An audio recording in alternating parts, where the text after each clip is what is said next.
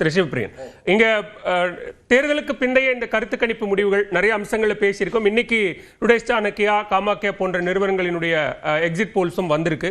இந்த நம்பர்ஸும் கிட்டத்தட்ட நேற்றைக்கு வந்த நம்பர்ஸ்ல இருந்து கொஞ்சம் வித்தியாசப்படக்கூடிய நம்பர்ஸா இருக்கு. எப்படி பார்க்குறீங்க இந்த எக்ஸிட் போல்ஸை? இது திசை வழியை தீர்மானிக்குதுன்னு பார்க்குறீங்களா, மாத்துதா?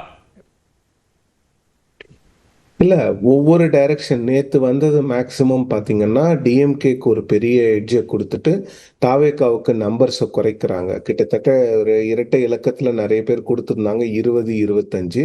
பட் ஆனா நேத்து நைட் வந்த ஆக்சிஸ் மை இந்தியா போலும் இன்னைக்கு ஈவினிங் வந்த டுடேஸ் சாணக்கியாவும் அதிமுகவுக்கு மேல தாவேக்காவை பிளேஸ் பண்றாங்க. பிரதீப் குப்தா இன்னும் ஒரு படி போய் தாவேக்கா ஆட்சி அமைப்பதற்கான வாய்ப்புகள் இருக்கிறது, தாவேக்காவுக்கும் திமுகவுக்கும் 35% அப்படின்னு சொல்லிட்டு சீட்டு கன்வெர்ட் பண்ணும் போது தாவேக்காவுக்கு அதிகமாக கொடுக்குறாரு, திமுகவுக்கு கம்மியாக கொடுக்குறாரு. ஆனா அதே இந்தியா டுடேல அவரோட போல ரிலீஸ் பண்ண இடத்துல ஆங்கர்ஸ் கேட்கும் போது அவர் என்ன சொல்றாருன்னா அது 70 கூட குறையறதுக்கான வாய்ப்புகள் இருக்கு அப்படிங்கிறாரு. டுடேஸ் சாணக்கியாவை அதே கிட்டத்தட்ட 73 சொல்றாங்க. இதை எப்படி எடுத்துக்கிறதுன்னு புரியல. தாவேக்காவுக்கு ஒரு 30%க்கு மேல அவங்க வாக்கு வங்கி போச்சுன்னா அவங்க நிச்சயமா சீட் கன்வெர்ட்டிங் கெப்பாசிட்டி 25ல இருந்தே வர ஆரம்பிச்சிடும். பட் இந்த அளவுக்கு நம்பர்ஸ் வருமா அப்படிங்கிறத நாம பொறுத்து இருந்து தான் பார்க்கணும். ஏன்னா ஒரு 70 சீட்டெல்லாம் தாவேக்கா ஜெயிக்கிறதுக்கான வாய்ப்புகள் இருந்தா அது அர்பன் ஏரியாஸ்ல மட்டும் இருக்கிறதுக்கு வாய்ப்பு இல்லை. அது கண்டிப்பா ரூரல்லையும் அவங்க பர்ஃபார்ம் பண்ணியிருக்கணும். ரூரல் அவங்க பர்ஃபார்ம் பண்ணலைங்கிற மாதிரி தான் நமக்கு தகவல்கள் வருது. பெர்ஃபார்ம்னா என்ன, அவங்க ஜெயிக்கக்கூடிய அளவுக்கு அவங்க வாக்குகளை ரூரல்ல வாங்கியிருப்பாங்களா அப்படின்னு தெரியல. ஸோ இந்த கருத்து கணிப்புகளை நாம ரொம்ப ஒரு டிஸ்கஷன் பாயிண்டாக தான் வச்சுக்கணுமே தவிர இது ரொம்ப சீரியஸாக இதை வச்சு பேச முடியாது. ஏன்னா ஒவ்வொன்றும் ஒவ்வொரு டைரக்ஷனில் கொடுக்குறாங்க. 2024 தேர்தலில் பாஜக கொடுத்த அதே நம்பர்ஸை கிட்டத்தட்ட எல்லா எக்ஸிட் போல்ஸும் ப்ரொஜெக்ட் பண்ணி அதை விட ஒரு 100 சீட்டு பாஜக கம்மியாக வந்தப்போ எல்லாருடைய கிரெடிபிலிட்டியும் அட் ஸ்டேக். இந்த பிரதீப் குப்தா கதறி கண்ணீர் விட்டு இந்தியா டுடே ஸ்டூடியோவில் அந்த லைவ்ல அழுறதெல்லாம் நாம பார்த்தோம். ஸோ அதனால இந்த எக்ஸிட் போல்ஸை நாம will have to take it with pinch of salt. இதை வச்சு பெரிய ஒரு முடிவுக்கெல்லாம் வர முடியாது. இன்னும் 3 நாள்ல அந்த உண்மையான இவிஎம்ஸ் ஓப்பன் பண்ணும் போது அது என்ன முடிவு வருதோ அதுதான். பட் விஜய் ஒரு பெரிய டிஸ்ரப்டரா இருப்பார் இந்த எலெக்ஷன்ல அப்படிங்கிறதுல எந்த மாற்று கருத்துமே கிடையாது. ஒரு 70 சீட்லாம் வர்ற மாதிரி ஒரு சிச்சுவேஷனை கிரவுண்ட்ல பெருசா நம்ம பார்க்கல. ஒருவேளை நாங்க பார்த்துட்டு வந்த பிறகு அந்த எலெக்ஷன் டேட்டுக்கு ஒரு 2 நாள் 3 நாள் ஷிஃப்ட் ஆயிருக்கா என்னன்னு தெரியல. அது நமக்கு 4ஆம் தேதி தான் தெரியும். பட் இந்த நம்பர்ஸ் ஒவ்வொருத்தரும் பார்த்துட்டு வந்ததுக்கு அப்புறம் போலிங்குக்கு அப்புறம் வாக்குப்பதிவுக்கு பிறகாக நம்பர்ஸ் இன்க்ரீஸ் ஆச்சு, ஒரு 85% தொட்டது அப்படிங்கிறதுக்கு பிறகாக இதனால் தான் நடந்தது, இப்படி ஒரு புரட்சி நடந்திருக்கிறது, எழுச்சி வந்திருக்கு அப்படின்னு சொல்லப்பட்டதனுடைய விளைவாக இந்த எக்ஸிட் போல் நம்பர்ஸ் ரிஃப்ளெக்ட் ஆயிருக்கு அப்படின்னு பார்க்கலாமா? இல்ல, அது நாம எக்ஸிட் போல்ஸை கம்ப்ளீட்டா நாம அந்த மாதிரி ஒரு கிரெடிபிலிட்டி அவங்களுக்கு இல்லைன்னு சொல்ல முடியாதுல்ல. ஏன்னா கிரெடிபிலிட்டி இல்லைன்னு சொல்ல வரல, அதனுடைய வெளிப்பாடாக இது இருக்கலாமான்னு கேட்கிறேன். இல்ல, அதனுடைய வெளிப்பாடா இருக்கலாம். இதுல இன்னொரு விஷயமும் இருக்கிறது. பிரதீப் குப்தா போன்றவர்கள் யார்கிட்ட பேசினாங்கிறதும் இருக்கு. ஏன்னா தாவேகாவுக்கு ஓட்டு போட்டவங்க எல்லாருமே ரொம்ப ஓக்கலா இருக்காங்க. அவங்க வெளிப்படையா நாங்க தாவேகாவுக்கு தான் ஓட்டு போட்டோங்கிறது ரொம்ப தெளிவா வெளியில சொல்றாங்க. பட் அதிமுக திமுகவுக்கு வாக்களிச்சவங்க அதை அந்த அளவுக்கு ஓக்கலா இருக்கிறாங்களா அப்படிங்கிற சந்தேகமும் இருக்கு.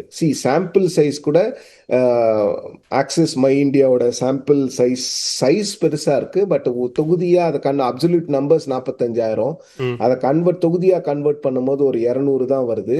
அவங்க பிராமின்ஸை 9% நாங்க பார்த்திருக்கோம்னு சொல்றாங்க, ஓபிசி மக்களை 28% தான் பார்த்திருக்கிறாங்க. ஸோ அந்த டிஸ்கிரிபன்சிஸ் நிறைய அந்த நம்பர்ல இருக்கு.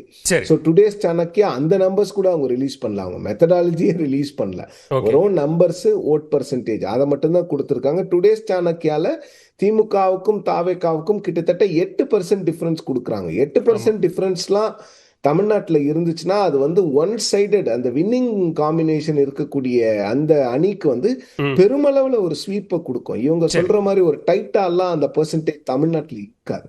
ஓகே, முதற்கட்ட பார்வையை எடுத்துக்கிறேன் திரு சிவபிரியன். தொடர்ந்து பேசலாம் திரு ரவி. இங்க எக்ஸிட் போல் நேற்றைக்கும் நிறைய நிறுவனங்களினுடைய எக்ஸிட் போல்ஸ் பார்த்தோம், போல் ஆஃப் போல்ஸ் பார்த்தோம், இன்னைக்கும் சில அமைப்புகள் வெளியிட்டிருக்கிறாங்க. எப்படி பார்க்குறீங்க ஓவராலாக? இது உண்மையிலேயே வாக்காளர்களினுடைய எண்ணங்களை பிரதிபலிக்கக்கூடிய வகையில் இருக்கா, இல்ல கருத்து கணிப்பு நிறுவனங்கள் அவர்களுடைய எண்ண ஓட்டத்தை வெளிப்படுத்தக்கூடிய வகையில் இந்த முடிவுகளை கொடுக்குறாங்க அப்படின்னு பார்க்க வேண்டியிருக்கா? எக்ஸிட் போலுங்கிறது ஒரு மெக்கானிசம். அந்த மெக்கானிசம் தோற்க வேண்டிய அவசியம் இல்லை.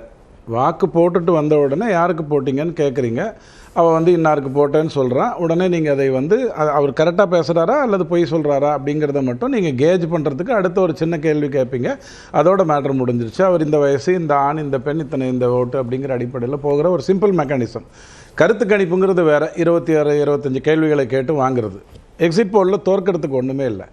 நாம் பார்க்க வேண்டியது இப்போ வந்திருக்கிற இந்த எக்ஸிட் போல் படி திமுக ஆட்சி அமைக்கப் போகிறது என்று சொன்னால் அது வரலாற்றில் முதல் முறையாக திமுக 2வது முறை ஆட்சிக்கு வருகிறது. எம்ஜிஆர் அவர்கள் திமுகவை விட்டு போன பிறகு அப்படிங்கிறதும் அதோட ரொம்ப முக்கியம். ஏறத்தாழ 96 திமுக, 98 அதிமுக, 99 திமுக, 2001 அதிமுக அப்படின்னு மாற்றி மாற்றி வந்தது.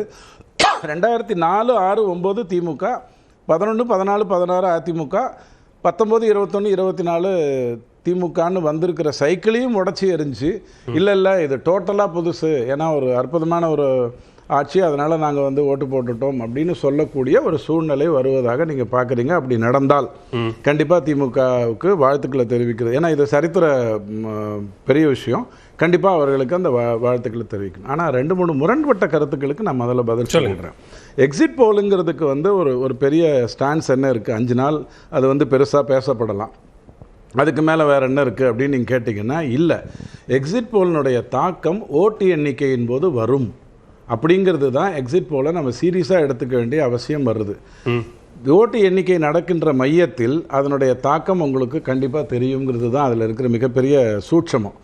இதை வந்து சில பொலிட்டிக்கல் பார்ட்டிஸ் இப்படி மேனேஜ் பண்ணணும்னு நினச்சி பண்ணுறதுனால தான் பல விதங்களில் தவறுகள் வருது. 2024 எல்லாருமே தப்பாக சொன்னாங்கங்கிறதுக்கு நான் ஒரு பாயிண்ட் மட்டும் உங்களுக்கு சொல்கிறேன். எல்லாரும் தப்பாக சொல்லலை.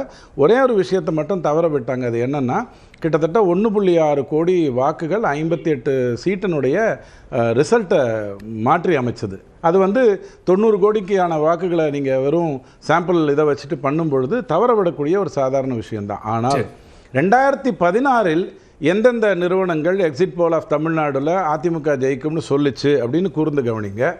2021 எல்லாருமே கரெக்டாக தான் கிடைச்சாங்க. அதில் எந்த மாற்று கருத்தும் இல்லை. இந்த தேர்தலையுமே நாம் யாரையெல்லாம் விமர்சிக்கிறோமோ அல்லது கேள்வி கேட்குறோமோ அவங்க எல்லாம் வெஸ்ட் பெங்காலுக்கு ஒரே கருத்தை தான் சொல்லியிருக்காங்க, அஸ்ஸாமுக்கு ஒரே கருத்தை தான் சொல்லியிருக்காங்க, கேரளத்துக்கு ஒரே கருத்தை தான் சொல்லியிருக்காங்க, புதுச்சேரிக்கும் ஒரே கருத்தை தான் சொல்லியிருக்காங்க. அப்போ தமிழ்நாட்டில் மட்டும் ஏன் அவங்க முரண்படுறாங்க, தவறான வேறுபடுறாங்க அப்படின்னு நீங்கள் பார்த்தீங்கன்னா, தமிழ்நாடு எல்லாரையும் குழப்பிடும் அப்படிங்கிறதெல்லாம் ஒன்றுமே கிடையாது.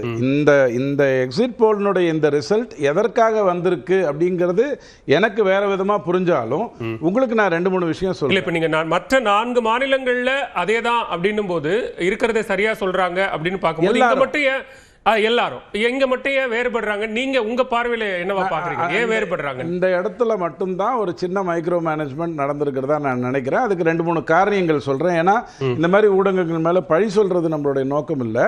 இப்போ நீங்க எல்லாருமே தாவேக்காக்கு எப்படிங்க 20 சீட் வரும், அதுக்கு எப்படிங்க 10 சீட் வரும் அப்படின்ற கேள்வி கேட்டவங்க, நாத்தாக்காக்கு எப்படிங்க 2 சீட் வரும்ன்ற கேள்வி யாரும் கேட்கல. 8% வாக்கு உள்ள ஒருவர்